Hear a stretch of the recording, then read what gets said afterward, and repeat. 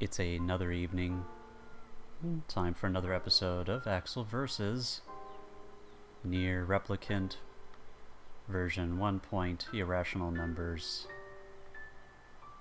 Ellipses. So, in between recordings, I successfully got all the materials and upgraded all of the weapons. Hooray! It was a tedium beyond anything I was expecting, but I did it. I suffered for myself and you. Also, I successfully cultivated the white lunar tier moonflower, so hooray. Second I come back to this, these will all be dead. So you can actually watch that happen. I think it'll, if I reload this area, down they go.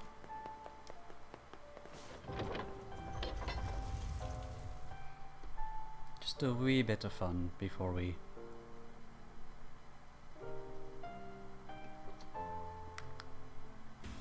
So we will head back here. And what I think I've decided to do is just read through all of the weapon stories as is, because reading them slapdash doesn't necessarily give the whole thing for each one, so I will be proper about it this time. But I just want to show... Yes, I was right, they flattened out, and I now have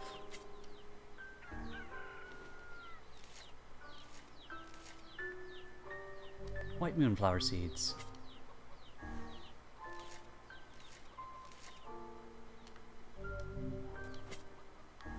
I was hoping by next recording I was going to have all the, just this whole thing was going to be filled with these plants. Why not?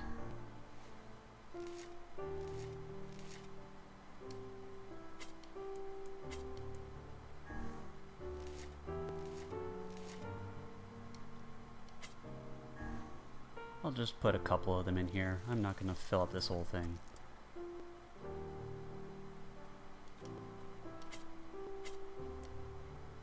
I just feel like I wanted to accomplish at least something. There we go. Alright. I'm gonna take this. Yes. Yes. And yes. Yes, the playtime has now exited. I mean, I've left the game open a few times, but yes, also grinding was a nightmare. Anyway. Weapons. Well, let's do this instead. Notes. We'll do weapon stories. All. You can see all the different ones I find. All done. Ba-ba-da-bum. This one was the biggest pain in the ass to update. Ugh. Anyway. Smash, smash, smash, smash. Sweat rolls down the faces of hard scrabble men as they chip away at ironstone, their cheerful singing echoing through the mine. We are workers, workers on the mine, dirty from tip to toe. Again today we search for iron with all our might. Smash, smash, smash, smash. Foom, foom, foom, foom, the sound of women stomping on the bellows in the mill, the sound of iron being gathered from the scorched sands. We are workers, workers in the mill, workers who send wind. Today we stomp the bellows again with all our might. Foom, foom, foom, foom. Clang, clang, clang, clang, the sound of swordsmiths wielding hammers at their forges. The ringing of such transformative blows is stunning indeed. We are swordsmiths, swordsmiths who bring blades to life, lords of steel. Clang, clang, clang, clang. Rip, rip, rip, rip. The sound of flesh being rent on the battlefield, the sound of killing enemies, killing someone, killing humans. Someone help me, it hurts so much. Help me, mommy. Rip, rip, rip, rip. Lily Leaf Sword. I love him with all my heart, as he does me. When we cross paths outdoors, he sends signals with his eyes that only I can understand. He treasures my gifts so much, he keeps them locked away in a safe. Oh, I couldn't ask for a better lover. I can't believe this. My best friend deceived the love of my life and stole him from me. One moment he was there, and the next he was gone. All that remains are some of my gifts, which are scattered across his empty room. Everything else of value has been sold at the village marketplace. This will not stand. He hasn't abandoned me. He's just being tricked by that woman. I know he still has feelings for me. He must. I'm far more beautiful than she is, and he knows it. Oh yes, he knows. But I must make him see the truth, and quickly. I have to get her away from him. I have to kill her. Kill, hurry up and kill. Consumed by her madness, the woman slaughtered the young husband and wife, hacking them with such force that the blade of her sword warped. The woman then went into hiding, leaving behind only clumps of unrecognizable meat and a sword with a horribly bent blade. But no matter how many smiths attempted to repair the sword, it never again retained its original shape. The girl had been betrothed to a local lord on the day of her birth. As she grew, her days were taken up studying proper bridal technique, while her evenings were spent staring out her bedroom window and offering prayers for her betrothed to the night sky. Oh, my lord, if only you would come to me but a single day sooner. Her home was occupied by several other girls her age. Each one shared the same betrothed and spent her days studying bridal techniques and her evenings praying to the night sky. Oh, my lord, if only you would come to me but a single day sooner. One day a quarrel broke out as the girls argued that only the greatest among them could become their lord's betrothed. None would yield an inch, each asserting only they alone could possibly satisfy him. Seeing this, their caretaker said in a kind voice, "Worry not, girls, each and every one of you shall surely become bride to our lord." Hearing this, every face lit up in an expression of pure joy. On the day they were to be married, the girls were brought to a place of cobbled stone they could see from the windows of their home. A single dagger was then placed before them, and the girls were told they needed to end their life here and now if they wished to meet their betrothed. Upon hearing this news, the girls scrambled to seize the dagger from one another, plunging it into their chest at the moment they held it. Years later, the temple named the Betrothed was built on the spot where the girls took their own lives.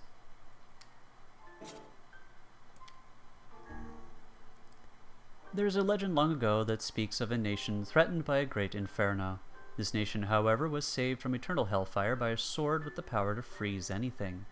Around this sword stood thousands upon thousands of human ice sculptures. A man on a journey to seek out weapons eventually discovered the sword. He wrapped it in several layers of cloth and took it with him, placing it in the bag he carried upon his back. But before the man realized what was happening, the cloth, the sword, and his own body ended up frozen solid.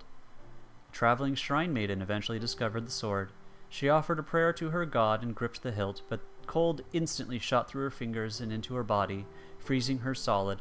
In her final moments, the shrine maiden unleashed words of great blasphemy to the god who had failed her. An enslaved woman in a mine eventually discovered the sword.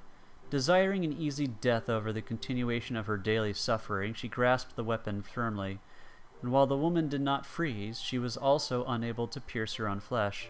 Soon, moonlight shone upon the blade of the weapon, reflecting the sight of the woman being beaten and dragged away by her master.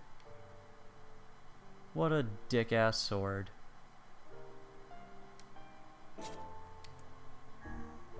That's right, this here's the weapon that'll be ending your life.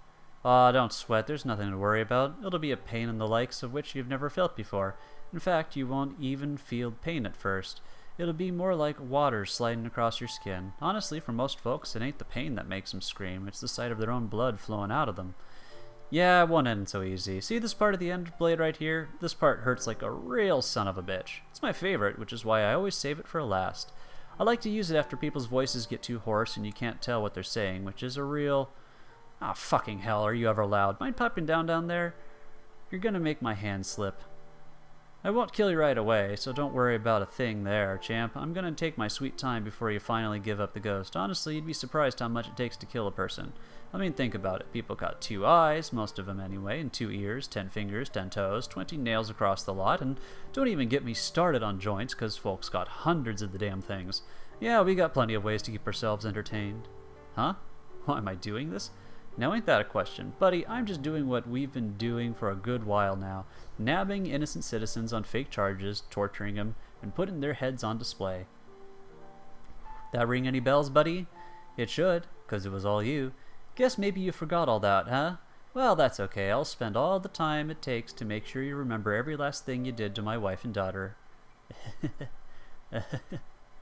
There you go.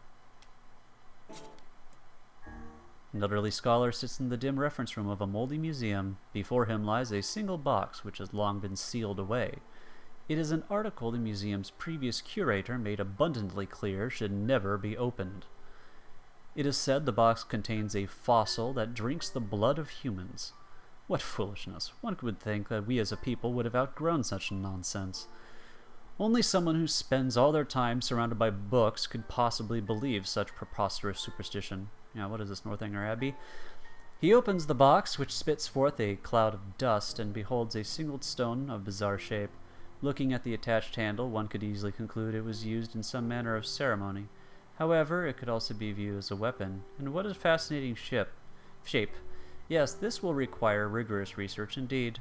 How foolish everyone was to be afraid of something like this. The scholar chuckles softly to himself as he reaches up and gouges out his left eye with the fossil's tip. The sisters were puppets of complex machinery. So fine was their construction that any who laid eyes upon them assumed they were human in every way. They were the embodiment of man's greatest technological achievements. They walked like humans, ate like humans, laughed like humans. The one thing they could not do, however, was shed tears, for they were not designed in that way. Because the sisters were machines, they felt nothing. Oh, they might mourn as humans did, but they experienced no true sadness, for they did not know what sadness was. Even when their friends perished in tragic accidents and their creator died of disease, they felt nothing. To the sisters, all it meant was that those people no longer existed. It was a warm spring's day when a lone cat wandered into their home. It was a scrawny, filthy thing riddled with disease. What a bother that the sisters thought as they looked down at the wretched creature. But they fed it milk, wiped it clean, and kept it warm, and soon the cat was well again. From that day forth it would linger wherever the sisters were, brushing against their legs when it wanted food. If it caught a mouse, it would bring it back to boast its prowess. If it wanted love, it would cry out to them in a mewling voice. Oh, what a bother, the sisters thought. It was a cold winter's day when the cat came into their house, let out a feeble squeak, and died. Time and again did the younger sister shake the cat's body. Time and again did the elder sister call out to it. But the cat neither moved nor responded. In that moment, the sisters felt as though they felt something break deep inside their chests. And from that day forward, they truly felt nothing at all.